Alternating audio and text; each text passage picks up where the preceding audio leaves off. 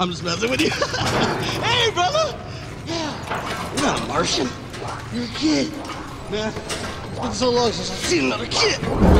Hey! I'm excited too, buddy. My name is Gribble. Gribble the First. What's your handle?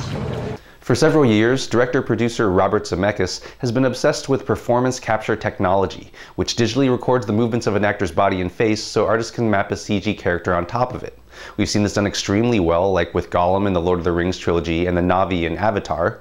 Where we've seen this done poorly is in films by Robert Zemeckis, like 2004's The Polar Express, 2007's Beowulf, 2009's A Christmas Carol, and now in 2011 with Mars Needs Moms, a $150 million adaptation of a picture book by Bloom County creator Berkeley Breathed that very well may go down as one of the biggest flops of all time. In the film, an authoritarian matriarchal Martian society is desperate to find an Earthling mom with good parenting skills they can use to program their army of nanny bots that raises their young.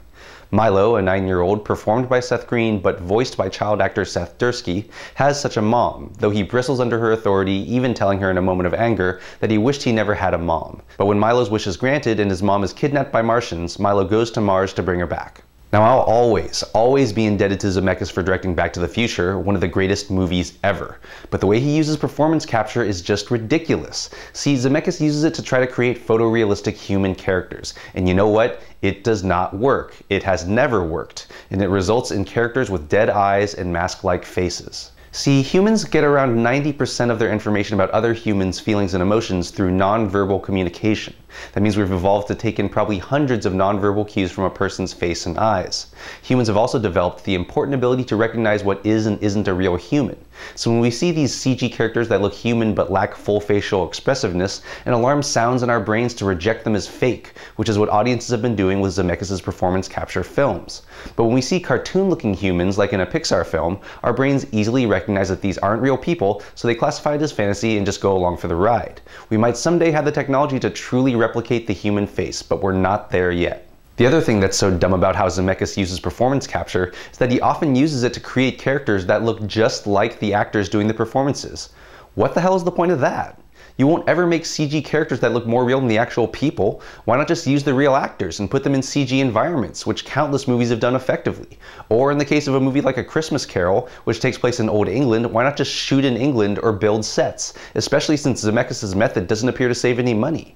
Anyway, that's just one of Mars Needs Mom's major problems. Once on Mars, Milo teams up with an irritating human named Gribble, who grew up in Mars' trash dump, and a sympathetic Martian named Key, who's been inspired by a 60s-era TV show to speak in hippie slang and spread love and flower power, which is about as annoying as you'd imagine. The jabbering, dreadlocked, dopey male Martians who live in the dump are similarly grating. To expand the story to feature length, Mars Needs Moms is bloated with noisy, pointless action, which was also a flaw of The Polar Express. And while the CG world of the film is nicely detailed, it mostly feels like it's made of leftovers from WALL-E, Avatar, and Tron Legacy. So Robert Zemeckis, if you're out there, please give it up. Stop wasting people's time and money. Technology put up a good fight, but reality won, and that's not a bad thing. You directed Back to the Future, man. You can come back to us. But until then, I'm giving Mars Needs Moms a rating of 2. I'm Jonathan Kim for What the Flick.